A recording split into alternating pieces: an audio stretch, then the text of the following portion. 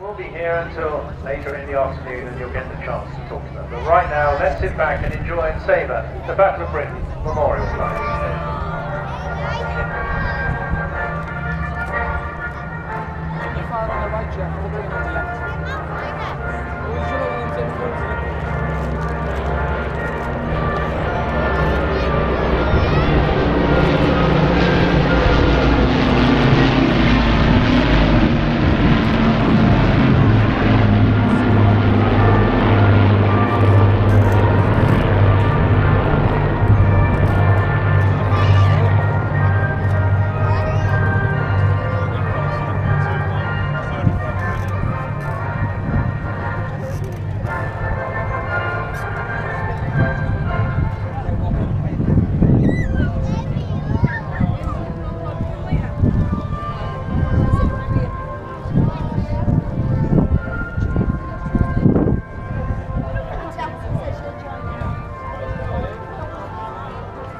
So at first we'll have a few minutes now to savour the formations. The bombers will split from the fighters and we'll get an opportunity to see them. The fighters will then come back in, show their prowess, and then we'll have a few more minutes of the mighty Lancaster. The Avro Lancaster, without doubt, one of the most famous and successful Royal Air Force heavy bombers of World War II. It is a legend that lives on today, and the contribution made by this aircraft on its crews to the freedom of our nation will hopefully never be forgotten.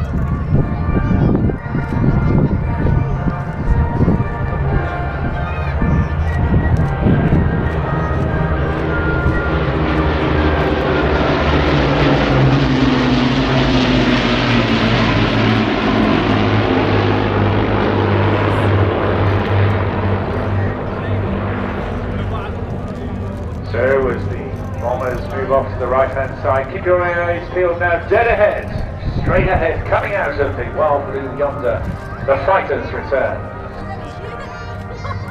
Here a moment now to reflect on the once were the glory boys, but nonetheless the courage and bravery of the fighter pilots. Battle of Britain.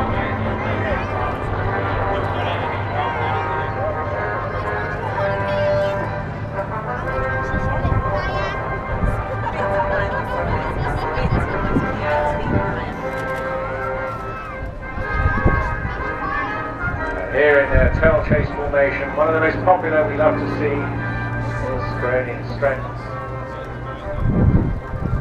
Hurricane, of course, the unsung hero. You've seen one already today in the hands of Peter Kreisman, today in the hands of the squadron commander Duncan Mason, Spitfire in the hands of Commander Justin Halliwell.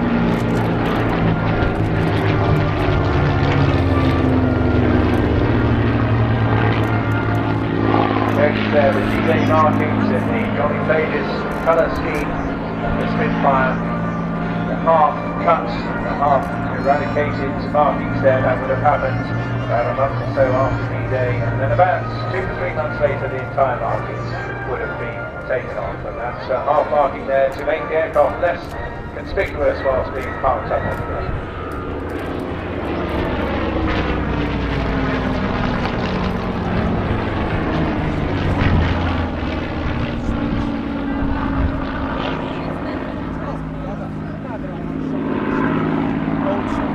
Heard me talk a lot about the Hurry today. We'll focus a little more on the Spitfire now, of course.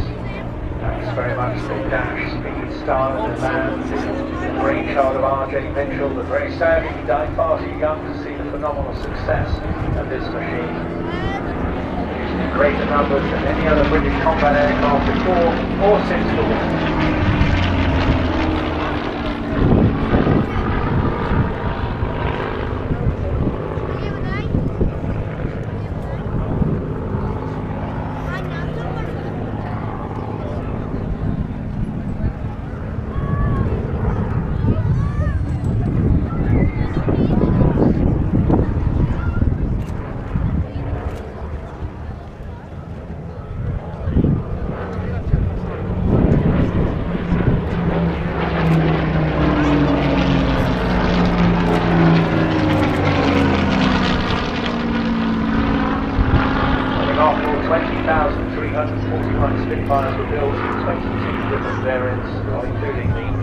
C5. And the aircraft remained in production for 12 years. The prototype's maiden flight took place in March 1936, and Mark I Spitfires entered Royal Air Force service with number 19 Squadron in August 1938.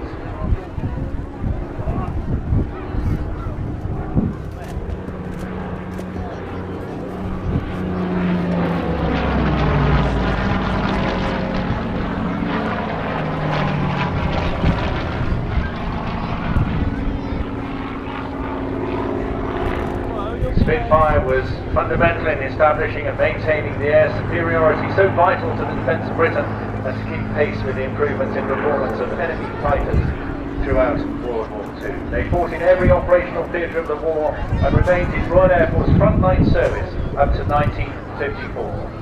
At the end of its development, the Spitfire carried an engine producing more than twice the power of the original. Its maximum takeoff weight and rate of climb had more than doubled. Its firepower had increased by a factor of 5, and its maximum speed had increased by a third, all in essentially the same aircraft.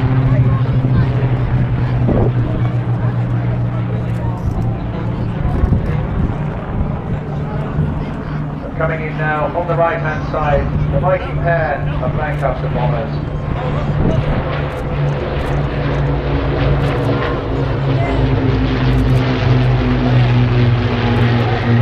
Doctor and Vera there in formation, a heart-rending formation, and I suspect, Keith, an absolute joy for you to see. It absolutely is. It's one thing that's going to be my lasting memory of our trip to the United Kingdom, seeing those two aircraft in the air together. Now, your aircraft, very often, despite being called Vera colloquially because of the registration mark, also the Minarski Lancaster for a very poignant reason. Yes, our aircraft commemorates the sacrifice made by a particular Canadian young man by the name of Andrew Minarski, who was an air gunner from Winnipeg, Manitoba, on the night of June the 13th, 1944. Andrew Minarski was part of a crew that took off on a mission to Cambrai in France, and as a result of ensuing bravery he demonstrated in the air, Andrew was awarded the Victoria Cross. Yes, well, as we remember that work, and indeed all the others, 55,000 plus bomber crews who gave their lives. Perhaps we should also remember that the Canadian pilot today is probably one of the most experienced Lancaster pilots alive. Leon Evans has done incredibly well in putting this show together. In the British Lancaster, we've got Squadron Leader Tim Dunlop, known as Twigs to his friend Seb Davey. Now, I've got to say a big hello to Seb because he's a local boy from Formby, and he's got some really good chums here today. Dave Long, Sean Long, and Thomas Long. A big hello to you. Give Seb a wave, and it was great to have a local boy on the last day of this week.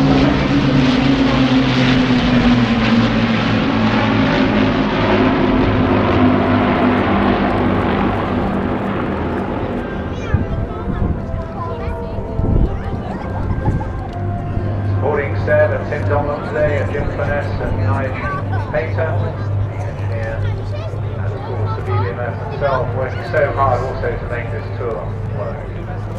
An outstanding aircraft to carry a maximum bomb load of 22,000 pounds. Its maximum level speed with a full load of 15,000 feet was 270 miles an hour, and it could cruise routinely at altitudes above 20,000 feet at a range speed of 200 miles an hour. With a full bomb load, the aircraft had a range in excess of 1,500 miles. The Lancaster's performance, ruggedness, reliability, and to many, its sheer charisma, endeared it to its crews, who were proud to fly this famous thoroughbred.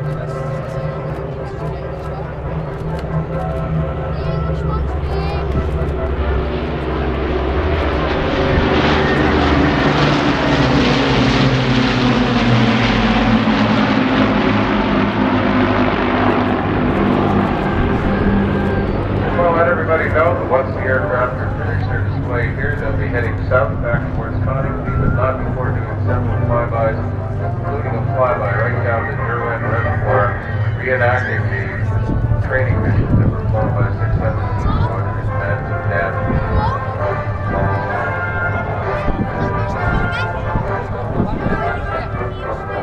So as the bombers will reformate with their friends from the fighter squadrons, we should remember the 125,000 air crews served in Bomber Command. Over 73,000 were taken as casualties, either killed or wounded, and in excess of 55,000 were killed. Add to that the enormous contribution of the Royal Canadian Air Force personnel. Well over 50,000 participated, joining their compatriots from all around the Commonwealth to make this a remarkable achievement, a remarkable commemoration that we have here today. Ladies and gentlemen, please do as you wish. Salute, applaud, wave the mighty Lancasters and the mighty fighters of the Battle of Britain Memorial Flight and the Canadian Wartime Heritage Flight. To all those brave young men who certainly never returned, we salute you.